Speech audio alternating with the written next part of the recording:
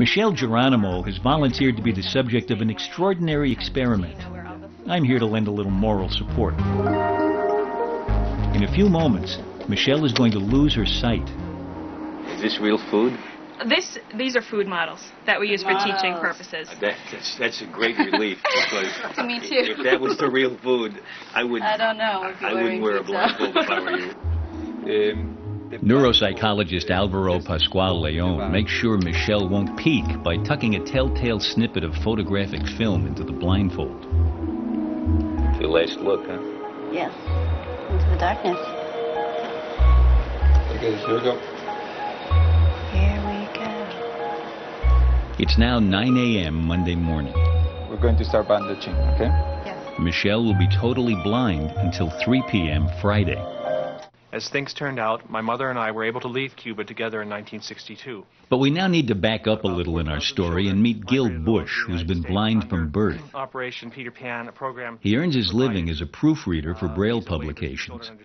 Information pours into his brain, principally through the tip of his right index finger, at an astonishing rate.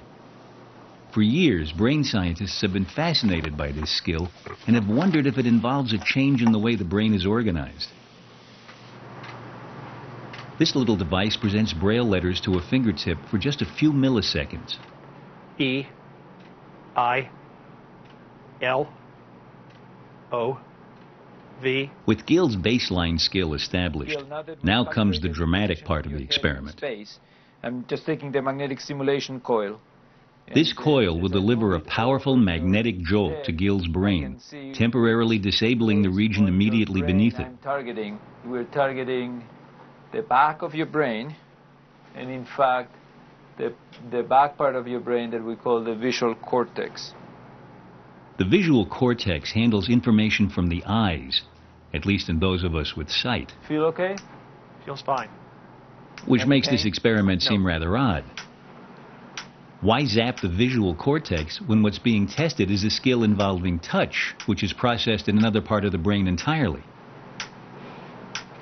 O.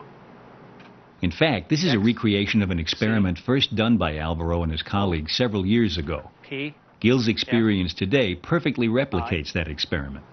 They felt very dim, like the dots weren't coming up as well as before. Gil's accuracy declined too. The extraordinary implication is that Gil's visual cortex is involved in reading Braille, as if his brain has somehow rewired itself to recruit for touch brain cells most of us use for seeing. And this is the reason for Michelle's abrupt encounter with blindness. The question is, can her brain also rewire itself to help read Braille? In her case, after just a few days, as compared with Gil's lifetime without sight. Later, on that first day of Michelle's blindness, she goes to have her head examined in an MRI machine that will take pictures of her brain while different senses are stimulated. To understand the results, we need a brief lesson in brain anatomy. Can you show me the parts of the brain that I use when I'm looking at stuff? Yeah. Let me open up your head. Okay. So basically, of course, the light would be coming in through here, but it actually travels all the way to the very back of your brain. And it is this back of the brain, the occipital cortex, that is the visual cortex. Back over here. Back over there. So if that's where I see, where do I feel? Right, so information from your hand, from your right hand, will come to the left side of your brain, and specifically here to the posterior part of the central sulcus. Information from your left hand will come to the other side, on the right side of the brain. In this day one testing of Michelle's brain, the results were no surprise. When the index finger of her left hand was stimulated, the touch sensing region on the right side of her brain lit up just as it would in you or me. But now Michelle settles down for her 100 hours of blindness. A favorite movie doesn't need the picture. Why can't the English do...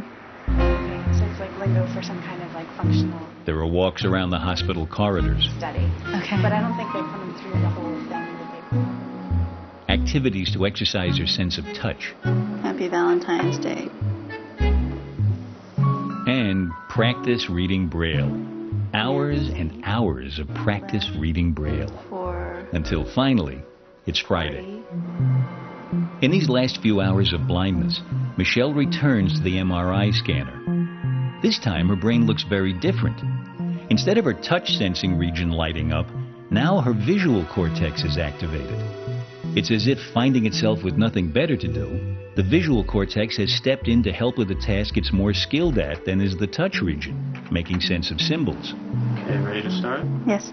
This possibility is strengthened when Michelle is tested as Gil was to see if disrupting her Different. visual cortex impairs her ability to read Braille. Different. Her Braille test is a little easier than Gil's, to identify whether pairs of letters Same. are the same or different. Same. Now Michelle's visual cortex gets 10 minutes under the magnetic coil.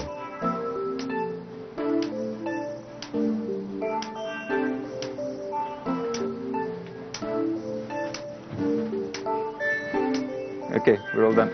Michelle, we're going to test your right index finger again. Okay. Ready? Yes. Different. Different. Sure enough, just like Gil, her accuracy drops markedly. Different. Wow. This is good. Alvaro has reason to be excited. Michelle's experience is dramatic confirmation of his hypothesis that the brain can reorganize itself in just a few days, let alone a lifetime. I would say that the brain is like market economy. There is demand for a certain thing. We activate whatever it needs to cover that demand. There is no demand for it, then we use it for something else. It's literally like any good shopkeeper would do. You adjust whatever you offer to people passing by virtue of what they're going to need.